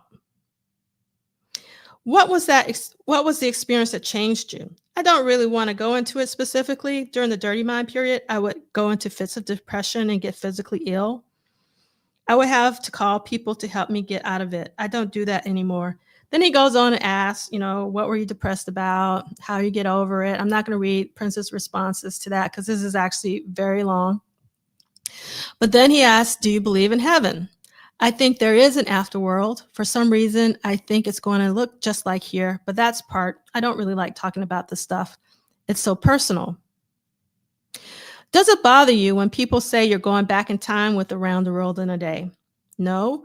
What they say is that the Beatles are the influence. The influence wasn't the Beatles. They were great for what they did, but I don't know how that would hang today. The cover art came about because I thought people were tired of looking at me. Who wants another picture of him? I would only want so many pictures of my woman, then I would want the real thing. What would be a little more happening than just another picture would be if there was some way I could materialize in people's cribs when they play the record. How do you feel about people calling the record psychedelic? I don't mind that because that was the only period in recent history that delivered songs in colors. Led Zeppelin, for example, would make you feel differently on each song. Does your fame affect your work? A lot of people think it does, but it doesn't at all. I think the smartest thing I did was record Around the Rolling Day right after I finished Purple Rain. I didn't wait to see what would happen with Purple Rain. That's why the two albums sound completely different. People think, oh, the new album isn't half as powerful as Purple Rain or 1999. You know how easy it would have been to open Around the World in a Day with the guitar solo that's on the end of Let's Go Crazy? You know how easy it would have been to just put it in a different key? That would have shut everybody up who said the album wasn't half as powerful. I don't want to make an album like the earlier ones. Wouldn't it be cool to be able to put your albums back to back and not get bored, you dig? And this is one of the things that I love about Prince. Like every album was different. So he was really true to this idea. I don't know how many people can play all their albums back to back with each one going to different cities. Then he talks, the questions that are asked are, what do you think about the comparisons between you and Jimi Hendrix? I'm not going to read that. Are there any current groups you listen to or to a lot or learn from? Then Neil Carlin says, people seem to think you live in an armed monastery that you built in honor of yourself. Then he asks about friends. Are you afraid to ask your friends to come by? Does it bother you that strangers make pilgrimages to your house? And then it goes on. Hold on one second. I have to go to page 84. Give me 1 second. Almost. I don't think. I might not be able to find it. Ooh. Okay. Well, I did something in here that I didn't realize. Someone said I had a pristine copy, but in real time, I cut something out. I don't know what I cut out, but I cut something out. So that's interesting for myself. And while I'm looking for it, while I'm looking for it, there's actually a review of Prince and the Revolution Live in the video news and notes section. It's very short, so I will read it. And they also review Private Dancer Tour, which was released on video for Tina Turner, as well as Ain't That America by John Cougar Mellencamp, as well as The Cars Live, 1984 to 1985. This is what they have. The Rolling Stones magazine says about Prince and the Revolution Live. Warner Music Video, and it was $29.98, which was a lot of money back then for this video. Rarely has a performer had more fun with his audience. Prince speaks to the crowd as if it were a combination sex toy and pet, but he's fighting low production values all the way through. Because the performance wasn't restaged and relit like the Sign of the Times Live, and that's one of the reasons why I love the Sign of the Times Live, because it just looks so good because it was relit and restaged. What happens in Prince and the Revolution Live is inevitable. The star, no matter how big, gets lost in the dark corners of the stage. Choppy cutting undermines Prince's dramatic stage movements, and a performance that should have excited everybody turns out to be a tape best seen by hardcore fans. Prince is hot, and that's italicized, but he can't carry the whole show by himself. Tunes like Purple Rain, Delirious, Little Red Corvette, 1999, and Let's Go Crazy are superbly performed. Rent this one to see some music history, but try Purple Rain for more exciting concert footage, meaning Purple Rain, the film. So they were not a big fan of Prince and the Revolution Live, which is interesting. Okay. Let me see if I can find the rest of this interview. I may not be able to find it because the page it said it was on, it's not on. Let's see.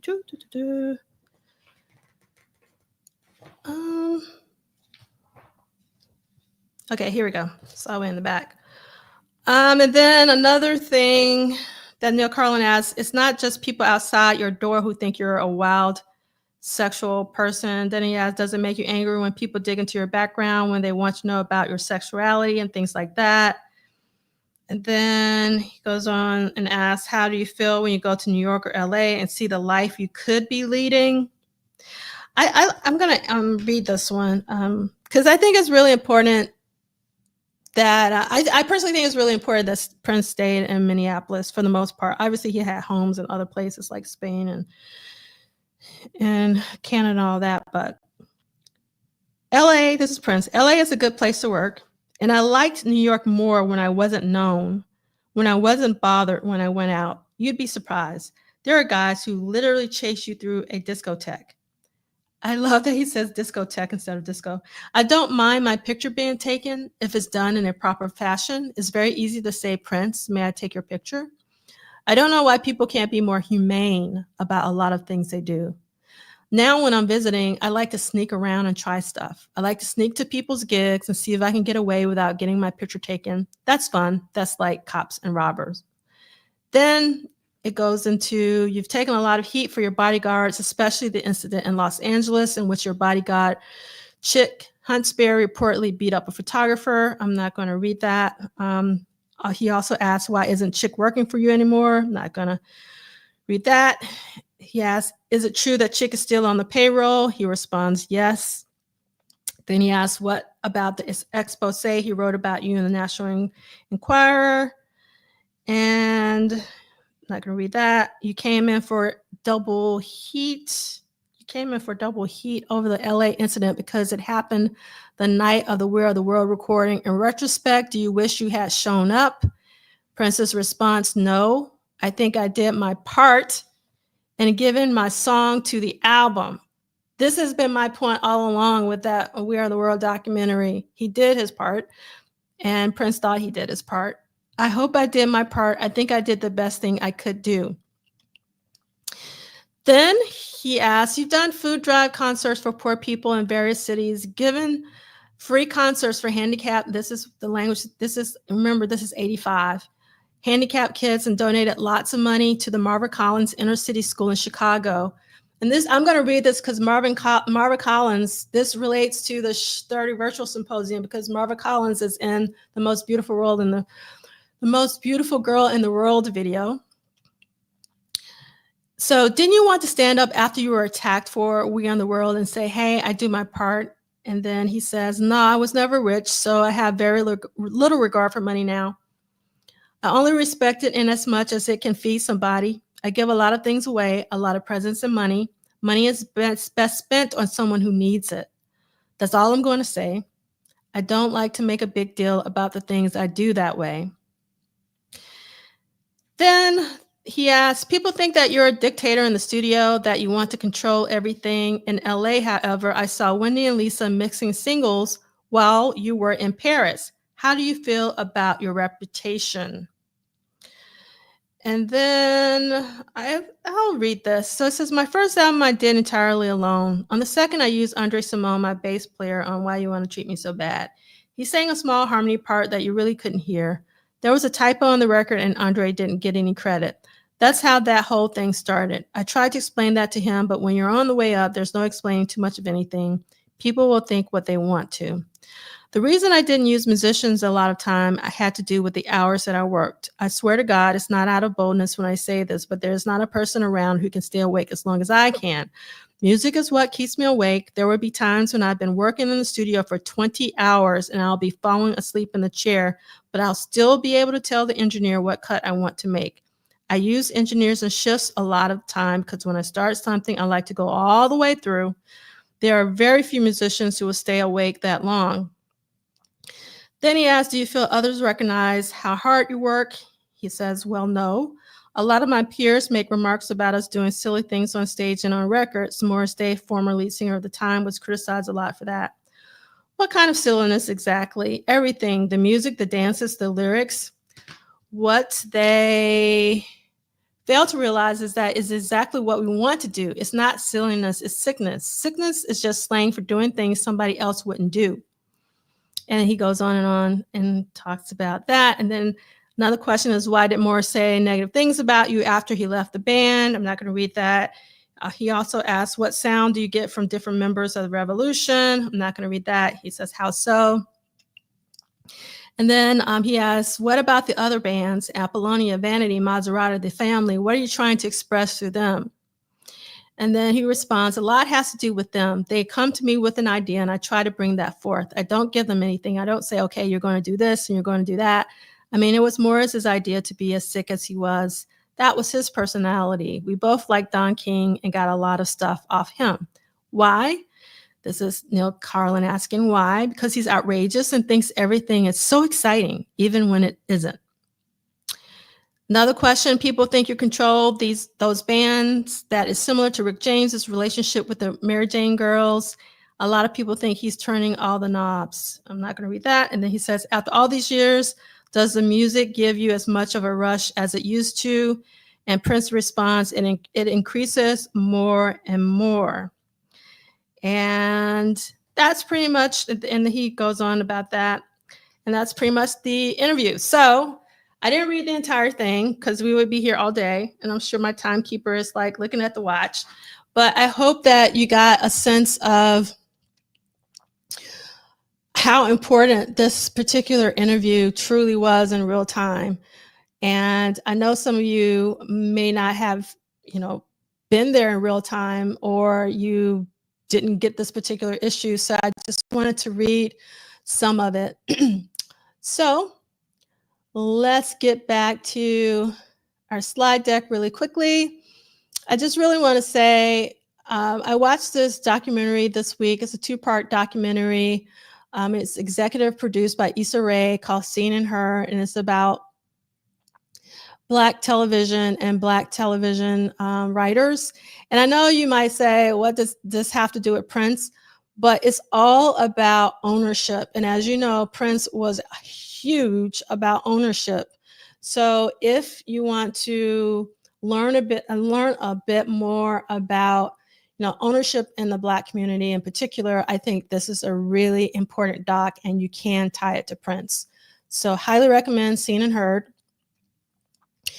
I've already talked to you about this, but I just want you to see it in black and white. So the Doors are releasing 6 studio albums as Atmos Blu-ray for $80. Just think about that. And $80 is a lot of money, but you're getting 6. So just do the math with some of the other releases that I won't go there, but this is a good deal. We talked about this last week, but I want to just give one more plug for Nicolet's album Terra Firma. If you haven't checked it out, please do. It is finally being released on vinyl. I am over the moon that this will be available in vinyl, so you can get that. If you go like to Nicolet's Instagram on, I think it's Nicolet Music, or if you go to the slide deck, which is on the book club website, and you click on the slide deck, everything in the slide deck usually takes you somewhere. And then because we talked to Dr. Yetunde about her amazing book, Dearly Beloved, Prince Spirituality, we were talking a lot about spirituality, I just want to put another plug in for Corey Henry, one of my spiritual teachers. I love the message and what Corey Henry is trying to do through his music, and he just released an amazing album called Divine Time. Have a couple of songs, as well as a song from Nicolet in the accompanying playlist that you can find on my YouTube channel, all the way at the bottom where the playlists are. And then it's getting really soon where Corey Henry is actually going to be in Minneapolis at one of my favorite venues in Minneapolis, the Ice House. And that's going to happen on September 15th, which will be on Monday, if I did my math correctly. So we're excited about that. Everybody and their mama, unless this is your first time watching, should know how much I love me some Bilal, and Bilal is on tour, and Bilal is coming to Philly next week, and I'm very excited about that show. Even though we have a symposium, I'm going to see Bilal, even though I know I'm going to pay for it, but I know that this show is going to give me the energy that I need to make it through the symposium. All right. And so again, September 18th is when Bilal will be in Philly. This is the closest recent show he's going to do here. So he is in Long Beach tonight, and then he's going to Philly, then Annapolis, Cincinnati, Pittsburgh, Durham, North Carolina, and then Seattle on October 14th. Then he's going to Europe. And then Vernon Reid is going to be at the Blue Note. Vernon actually participated in one of our past virtual symposia, DM40 GB30 for 40 years of Dirty Mind and 30 years of Graffiti Bridge. So he is Purple fam for sure. So please support Vernon Reid and friends. So that means that who knows who's going to show up at the Blue Note. And then remember Bilal, Theo, this is really for you, Michael Dean. Remember, Bilal is going to be performing free at this block party in Seattle on October 4th, in case you don't want to pay, go see him. And then I am ecstatic about this upcoming show at City Winery in New York City. And they're going to play the entire Don Blackman album, that's the cover, in sequence with all of these different guests. Bilal, members of Living Color, I'm sure Vernon will be there as well. And Chris Robb, another Purple fam. This is going to be amazing. October 17th, can't wait.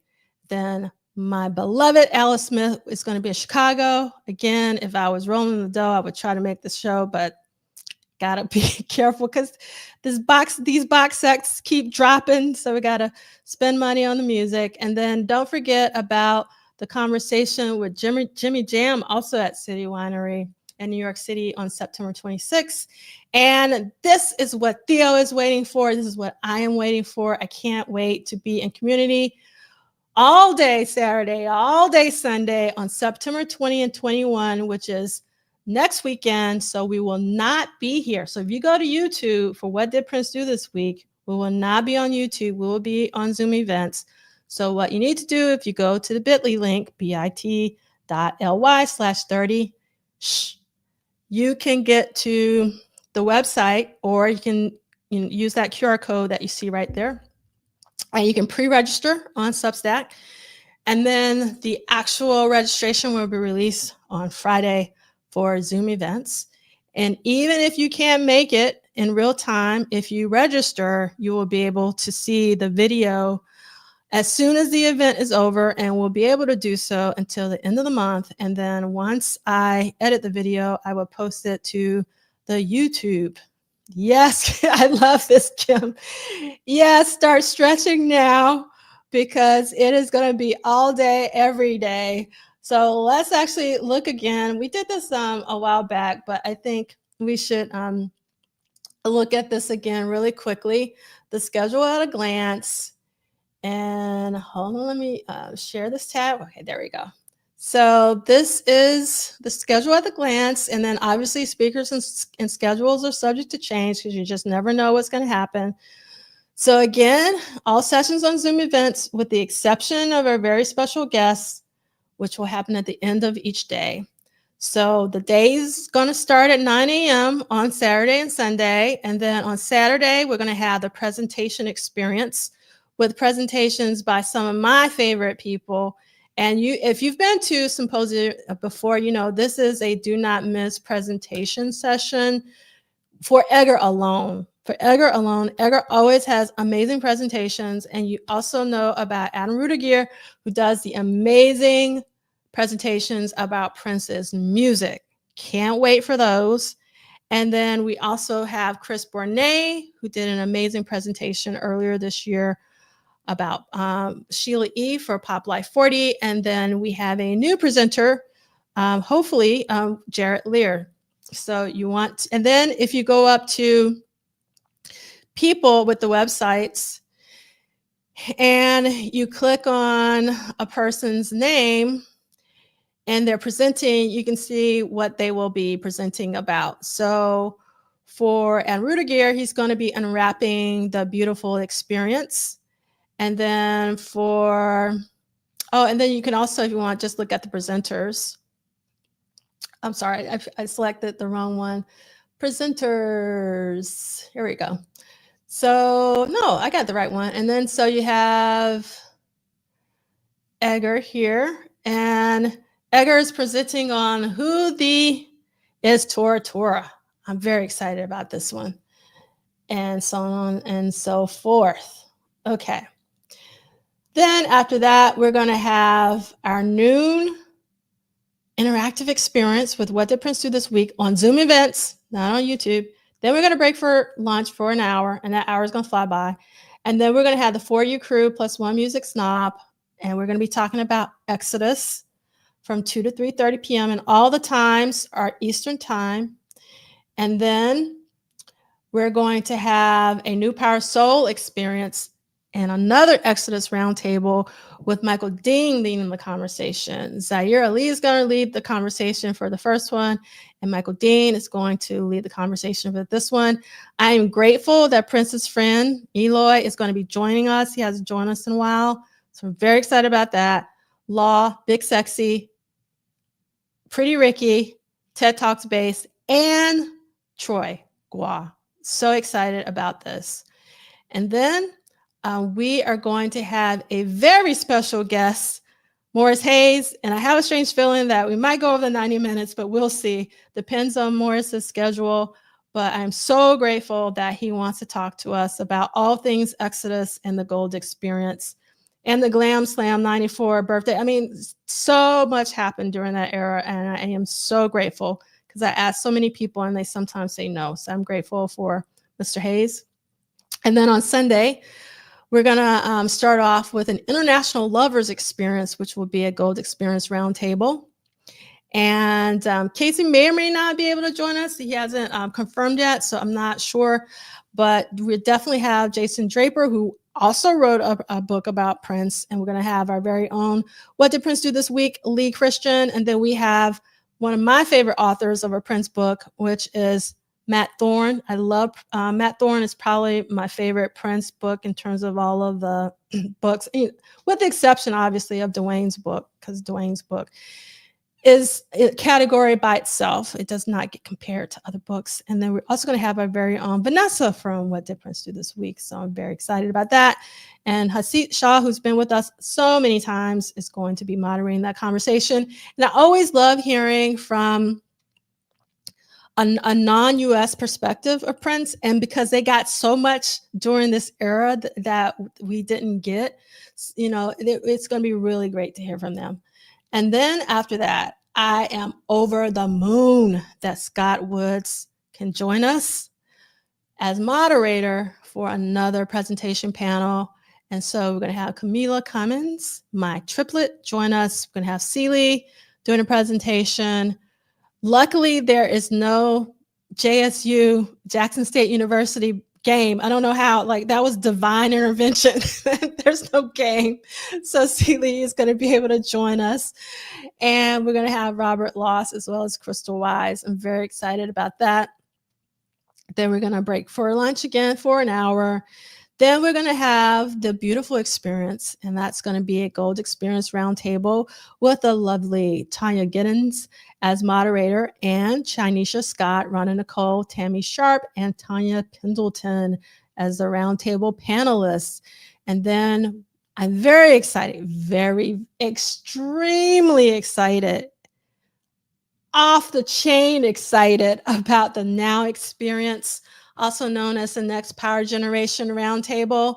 And that is going to be moderated by the one and only Darlene Nisi, Kanisa Williams. And Kanisa hasn't been with us for a long time. So I am thrilled that she's kind of come out of hiatus just to be with us. So that alone is a reason to want to be there in the moment in real time. But we're also going to have a very own Theo join us for this roundtable panel. I'm so excited that Theo can join us. And Theo's partner in crime, Sydney C., is going to also be on this roundtable. And it was so amazing meeting them in person a couple of years ago at Celebration. It really, truly was wonderful. And that they're able to join us virtually for this symposium is really special. And then another What Did Prince Do This Week regular and someone I love dearly is Jessie Jenkins. So Jessie's going to be joining us. And then Mila My Heart is also going to be joining us. And obviously the wonderful Miss India. So this is going to be a really, really great panel. No Harold Pride this time. I really wish that Harold would join us, but no Harold this time. I will let Harold know that somebody wants to hear from. So after that, we're going to have another very special guest, which I'm very, very excited for, which is Michael Van Huffel, who was one of the artists / designers during this period. He worked closely with Debbie McGuan as well as Steve Park. So I'm very, very excited about this conversation because I'm a designer by trade and all of that. So that's what's going to be going down. And I'm very excited about this. I hope that you are too. And when you go to the website, you can find the link to pre-register over on Substack, or if you just want to go there, it's 30, and that's with 3 H's, .substack.com, and just sign up so you can get, when everything goes live, get newsletters and everything. There won't be a lot. But just a few to keep you in the know if you subscribe. And if you don't want to subscribe, you can just go to this link to figure out what's going on. All right. So again, you can get there through this bit.ly link /30 as well as this QR code and all of that. Love this, Theo. It's so important. Now is the time. Yes, it's going to be outrageous. I love that. Yes. This is very true. You never know when Harold will. I'm sure Harold will probably pop in at least in the chat. At least I hope so. And I love this from Theo. And I hope that all of us are taking the time to get ready by listening and reading and watching. There's so much to see, so many videos, so many concerts. Oh my God, during this era, it's really, my mind has been spinning. So yes, I'm sure you have said so much here, and I'm behind because I wasn't paying attention to the chat. Yes, Chanel, I so agree with this. Morris Hayes is such a great storyteller, and I will make sure that we get some and try to get some insight into the Tora character for sure. Yes, and yes, Camila is the truth for sure. Thank you so much, EA. I really do appreciate your wanting to, hear what everyone has to say or watch the presentations, which I know will be amazing. I also love the Tora style period. It was pretty amazing. And let's see. All right. Yeah, so this will all be on Zoom events, except for, like I said before, the 2 roundtables. I'm not sorry, not the roundtables, but the 2 special guests. So let me go back to this real quick. And so if you go to at the top, these 2 columns here, or if you're looking at it on your phone, you get one column after the next. It says all sessions on Zoom events. And that Zoom event link will be posted on Substack on Friday, with the exception of the very special guests. So this very special guest, if you go to my YouTube channel, which is at Polished Solid, you can already you can notify me, you can notify yourself for when they go live. And it's just those 2 keynotes that are currently on YouTube. And then eventually I will edit them and I will post them to this. But if you can't make it in real time, just register for Zoom events and you'll be able to watch it as soon as it ends and all the videos are uploaded.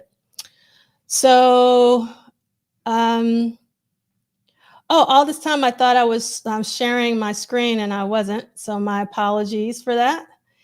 And let's see, or maybe I stopped. Hold on one second.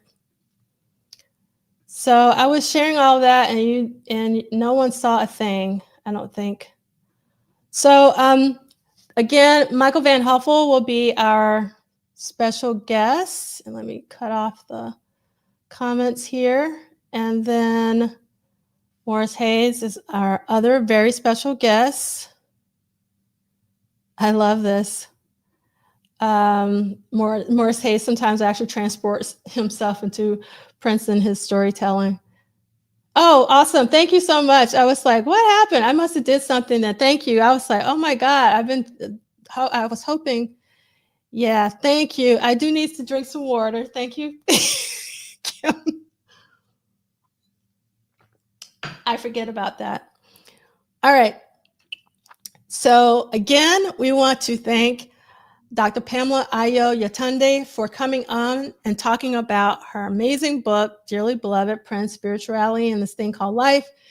This is her Instagram again. It's just her full name. And then her website is also PamelaAyoYetunde.com.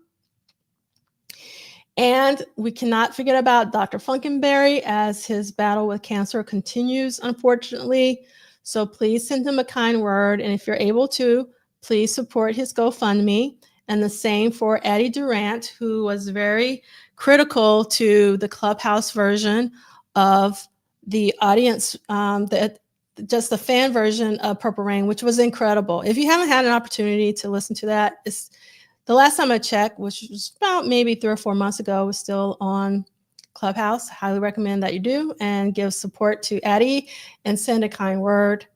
And then also Des Dickerson is also in need as well. This is the accompanying playlist. Like I said at the beginning of the hour, Night Child Reviews did an amazing overview of the Around the World in a Day Deluxe announcement. And so if you really want the details, I highly recommend that you watch that. And then I also added like a lecture with Dr. Yetunde from a lecture she did about 4 months ago, if you want to hear more from her. And then also, again, I'm still living off the fumes of the Sign of Times Live in IMAX. I was not expecting that, but it was such an amazing, amazing time. Oh, thank you so much, LTK. I really do appreciate it. I don't like doing these solo. But it's just because if you were not here with me, I would really be like spiraling out of control. But I'm so grateful that you are here with me. That means so much. Each and every one of you in the chat, you didn't leave me hanging, and I really, really appreciate it. I love this comment from Theo, because I too learn something new every single time I attend one of the symposia. And to be honest, sometimes I'm doing 50 million things at the same time. So it's not until I go back and rewatch the video where I can really focus that I learn so much. And there's always, I learn new things in the chat as well. So yeah, there's no shortage of learning new things at these symposia. Thank you so much, Theo. And I really appreciate that because that is very, very true.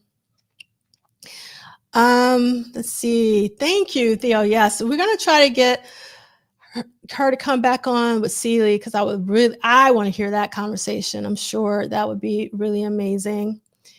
And yes, I got you. You got me. Thank you, Chris. Thank you so much, Chris. You're absolutely correct. I have to do this, but it's different when you're in person. Or virtually is a little different because you don't know if you're making an impact or not. So I really appreciate that, Chris, more than I could ever express. And yes, definitely, baby love. God bless Dr. Funkenberry, Des Dickerson, and Addie Durant for sure. And thank you so much, Chanel. I really appreciate that. And actually, while you're saying it, I need to get my my fan on because I'm getting hot. It's hot today in New York City. And yes, Michelle, can't wait until next week. That is for sure. And no, I haven't heard about this book. No, thank you for letting me know. There's always a new Prince book, but so thank you so much. Oh, thank you so much, Gabrielle. That means so much. All right, so I got to do some prep for the symposium. So we are going to end here. And yes, Kim, I did it. I did it. We're going to be on time. I can't believe it, even with the long read from the Rolling Stone magazine. And I just want to remind everyone to be just a little kinder to everyone that you meet right now. And I want to go out on this. The stream might cut out, which is totally fine. But when you hear what I'm about to play, you know where it's coming from. And if you don't, you need to ask somebody. Hold on to your soul.